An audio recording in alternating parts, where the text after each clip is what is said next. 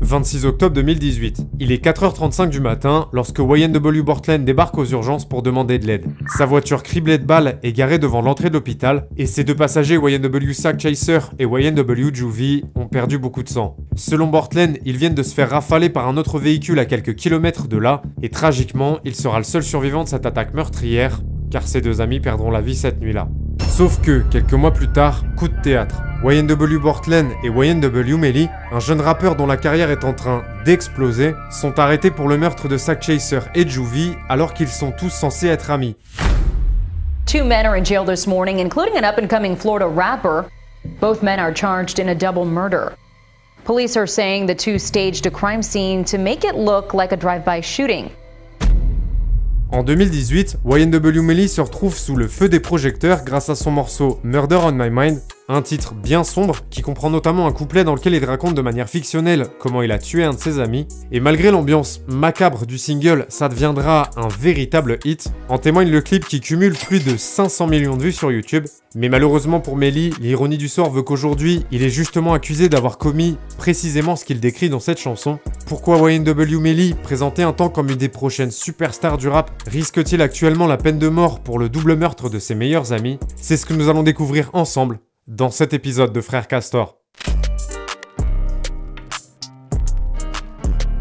Notre histoire commence au début de l'année 2017. Ça fait quelques mois que YNW Melly, alors âgé de 17 ans, a été libéré après avoir purgé 1 an de prison pour violence aggravée avec usage d'une arme à feu. Une expérience qui selon lui a été plutôt bénéfique, car durant cette période d'emprisonnement, il a fait des plans pour s'en sortir.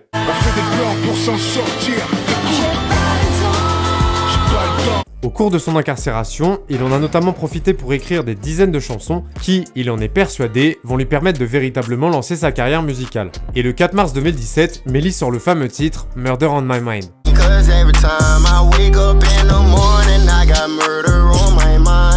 Il se trouve que le morceau n'est pas instantanément le hit qu'il deviendra plus tard, mais au fur et à mesure des mois, le single finit par dépasser la barre symbolique du million de vues sur YouTube, et en parallèle, malgré un bref retour en prison durant la deuxième partie de 2017, Melly poursuit son ascension dans la musique, notamment grâce au succès encourageant rencontré par des morceaux comme 772 Love, Melly the Menace ou Virtuo.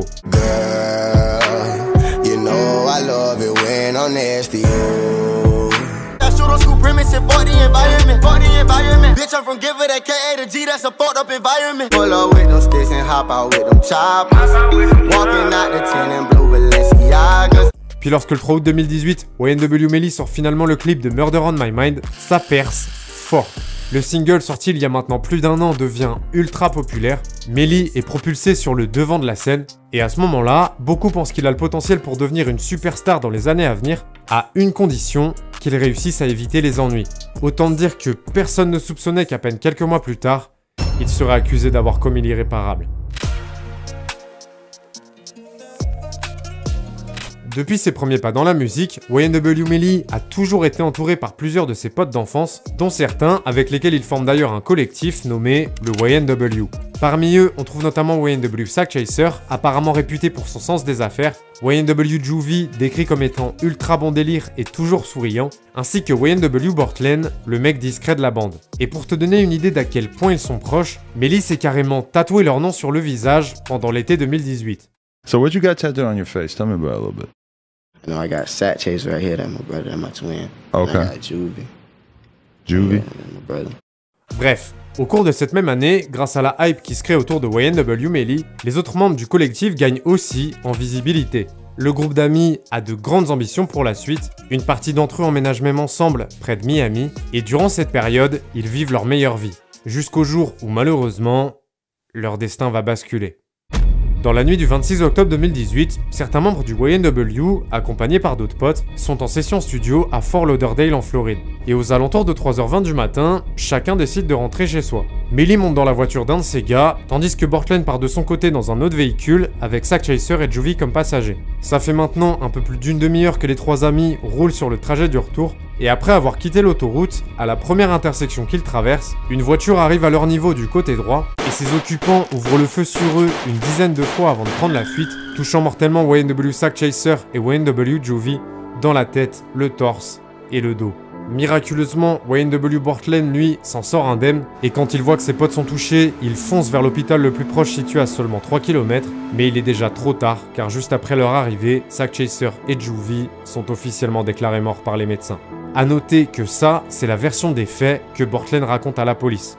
Du coup, le lendemain, YNW Melly annonce publiquement la terrible nouvelle sur ses réseaux en rendant hommage à YNW Zack Chaser et YNW Juvie. Et puis, les semaines se passent. On arrive début 2019, Melly vient de sortir le titre Mixed Personalities en collaboration avec Kanye West. I got mixed personalities. This bitch twists up my whole mentality. Et malgré la perte récente de 2 de ses meilleurs amis d'enfance, sur le plan musical, tout va bien.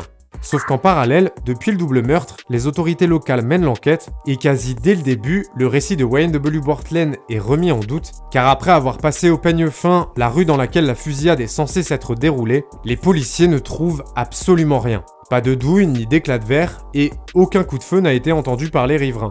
Mais c'est pas tout. Lors de la fouille méticuleuse de la voiture, ils trouvent également une douille de calibre 40 à l'arrière, ce qui indiquerait que quelqu'un a ouvert le feu depuis l'intérieur du véhicule. Puis en visionnant les images des caméras de surveillance situées à l'extérieur du studio d'enregistrement, les enquêteurs découvrent qu'au moment de leur départ cette nuit-là, YNW Melly est en réalité monté lui aussi dans la voiture conduite par Portland avec Zack Chaser et Juvie. Un mandat est donc émis pour pouvoir récupérer et analyser les données GPS de leurs 4 téléphones respectifs, et grâce à ça, un peu moins d'1 mois après les faits, les policiers localisent finalement ce qu'ils pensent être la véritable scène de crime. Puis lorsque les semaines suivantes, les comptes rendus d'autopsie leur sont transmis, la police a la confirmation que les coups de feu qui ont tué YNW Zack Chaser et YNW Juvie venaient non seulement de leur gauche, mais qu'en plus, on leur a tiré dessus à une distance de moins d'1 mètre. Des résultats en totale contradiction avec la version de YNW Portland, et selon les autorités, cette nuit-là, les faits se sont en réalité déroulés comme ça. Portland, Melly, Zack Chaser et Juvie partent du studio ensemble dans la même voiture et suivent effectivement pour partie le trajet indiqué par YNW Portland, mais après avoir traversé l'intersection du prétendu drive-by, ils continuent de rouler vers le nord-ouest de la ville et s'arrêtent le long d'une route isolée où il y a apparemment très peu de passages la nuit.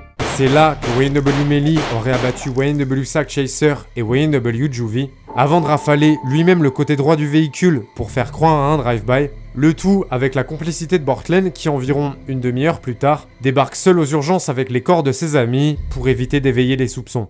Une version qui fait froid dans le dos mais dont les autorités sont convaincues, et le 13 février 2019, après avoir appris que YNW Portland avait été arrêté la veille et que lui aussi était recherché activement, Melly décide de se rendre de lui-même à la police. Un choix surprenant pour certains mais cohérent avec son discours et celui de son équipe qui ne cesse de clamer son innocence, sauf que ce qu'il ignorait à ce moment-là, c'est que dans cette affaire, s'il est reconnu coupable, sa propre vie est potentiellement en jeu. Au moment où je tourne cette vidéo, YNW Melly et YNW Portland sont toujours poursuivis pour le meurtre de YNW Zack Chaser et YNW Juvie. Depuis des mois, la date de leur procès n'arrête pas d'être décalée. Ça fait donc maintenant plus de 3 ans que Melly est en détention provisoire en attendant son jugement. Et le truc c'est que dans l'état de Floride, là où le crime a été commis, la peine de mort est en vigueur. Donc dans tous les cas, si YNW Melly est reconnu coupable de meurtre, il risque soit la prison à perpétuité, soit la peine de mort. Malgré ça, son entourage se montre plutôt confiant quant à l'issue du procès, car même si d'un point de vue extérieur, en se basant sur ce qui a été dévoilé publiquement, l'ensemble des preuves circonstancielles apportées par les enquêteurs forme un récit cohérent qui tient la route, on ignore totalement ce sur quoi va reposer la stratégie de défense de Melly, et au regard des informations qu'on a pour le moment, l'accusation manque tout de même cruellement de plusieurs éléments clés, à savoir qu'il n'y a pas de témoins ni d'armes du crime, et surtout une question capitale persiste, pourquoi YNW Melly aurait-il décidé d'assassiner de sang-froid 2 de ses meilleurs amis qu'il connaît depuis l'école maternelle? We went to a school across the street from the neighborhood, and I was sad because I was like, had to go there by myself. Then when I walk in the kindergarten room, I see him, then he just started smiling and dancing, so it just made me happy. Now I want to be here. Si tu as apprécié cette vidéo et que tu veux que j'en fasse d'autres, tu le sais, lâche un gros pouce bleu. Je t'invite à aller regarder cette vidéo dans laquelle je t'explique comment le festival Astroworld 2021 a viré au cauchemar, ou celle-ci qui raconte l'histoire complètement délirante des Island Boys.